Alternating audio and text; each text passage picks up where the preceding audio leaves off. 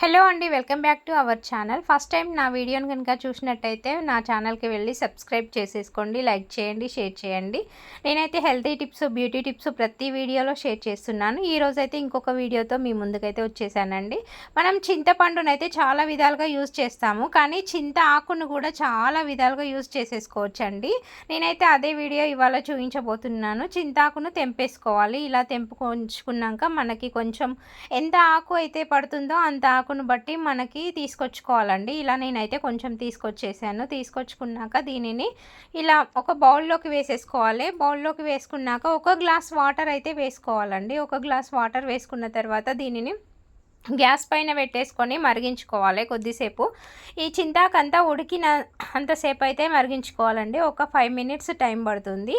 ఇలా ఉడికించుకున్నాక దీనిని మనము ఒక మోకాళ్ళ నొప్పులు వచ్చిన, కాళ్ళు వాపులు వచ్చిన, ఏజ్డ్ వాళ్ళకి కాళ్ళు వాపు వస్తూ ఉంటాయి ఊకే. ప్రతిసారి హాస్పిటల్కి వెళ్ళి మనము చూయించుకోలేం కాబట్టి మన ఇంట్లోనే ఇలానైతే ప్రిపేర్ చేసేసుకోండి. ఇది పెట్టడం వల్ల వాపు తగ్గుతుంది, మోకాళ్ళ నొప్పులు తగ్గిపోతాయి.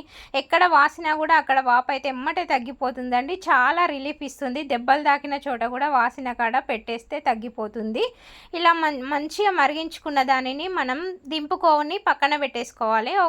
కొంచెం గోరువెచ్చగా అయ్యే విధంగానైతే ఇది పక్కన పెట్టుకోవాలండి. ఇది గోరువెచ్చగా అయినాక మన ఇంట్లో కర్చీఫ్ అయినా పాతది క్లాత్ అయినా ఉంటే దీనిని చింతాకును మనం తీసేసుకోవాలి.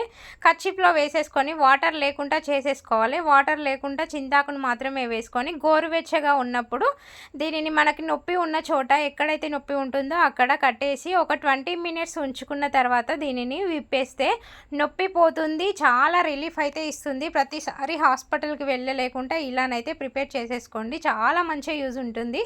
మీరు ఒకసారి ట్రై చేసి చూడండి. నొప్పి అయితే మళ్ళీ రానే రాదు. మేమైతే ట్రై చేసినాం కాబట్టి చెప్తున్నాను. చూడండి, ఇలా పెట్టేసి చూడండి.